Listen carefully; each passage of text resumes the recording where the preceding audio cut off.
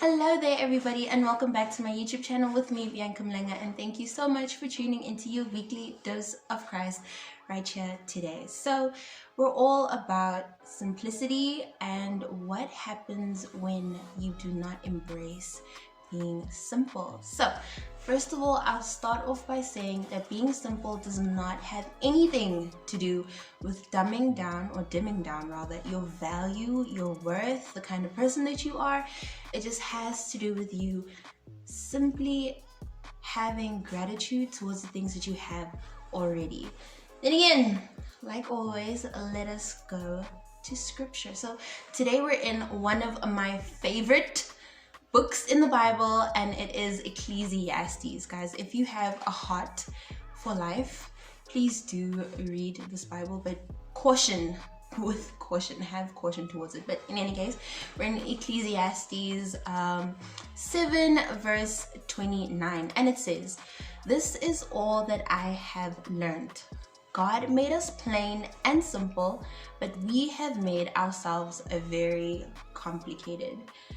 And so much to say that really is true, because life before a whole lot of things that are happening right now was very easy. Okay, well, maybe it wasn't easy for the people living back then, but looking at the kind of challenges we face now, comparing our modern day now with the ways that things that were done back then, it's like it was an entire lifespan of its own. Well, it was, but in the way that it's just really not the same. But in any case, point of the day is that life is only as complicated as it seems, because we're all experiencing one thing in common, and that is greed.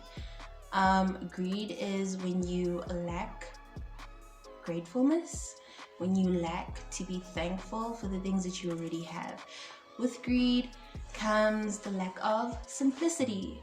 Being simple simply means acknowledging all the things that you have, being thankful for the blessings that are already yours. When you look at greed, it's all about wanting more than what you have already, comparing your lifestyle with the lifestyle of somebody else's. That is greed. Sometimes we don't even play a part to it, it just happens naturally, whereby we'll compare who we are, what we are, and have this inner competition with ourselves and somebody else. Comparison kills so many things, and it just really makes people feel like they're not having much growth in life. So it is very important that we, because I've experienced it too, I still do experience it. That's what I'm saying. It's human nature to compare, it's human nature to compete. That's why it is very essential to practice simplicity. That way we do not miss our blessings, and we do not compare our lives with those who are in places where we think we should be in. You know what I'm saying? So one thing I've learned about God and his timing is that it is his timing, and if he wants somebody who just finished matric and you finished matric like 3 years ago, and if he wants the person who just recently finished matric to get a house and a car and all these luxurious things, that is okay. We should not allow ourselves to be placed in a box and think that materialistic aspects of this world have value. Because what's the use of having money when you can't even take it to the grave with you? What is the use of having so much worth on this earth when already the streets of heaven are paved with gold? We need to realize that things that happen on this earth are just temporary. And then again, it does not mean that you're not allowed to succeed. Yes, the Bible does say, and God does say, that he wants you to succeed, and he wants you to reap the fruits of being his child here on earth. But that is pretty much how greed goes about it. Greed makes you feel like you're not worth it, and you're always at this constant war, not even with yourself, but just with everything around you, because you just want to have what other people have. And that is something that we see in social media. Social media just doesn't allow us to be simple anymore. It doesn't allow us to express who we are in the ways that we should. And then again, it just makes you feel a little less like yourself. And being simple allows you to see all the things that you value the most clearly. You're not necessarily trying to be like him or like her or have his or her kind of lifestyle, but it allows you to embrace the person that you are in your totality, in your completeness, in your fullness, and you just have that feeling of feeling whole again, or from scratch. Because sometimes we grow in this level of just comparing right from the beginning, and we never fully understand who we are and what we want to do and achieve. So life is very simple, but as soon as we start looking at outer aspects and things that are not within our journey, it holds us back.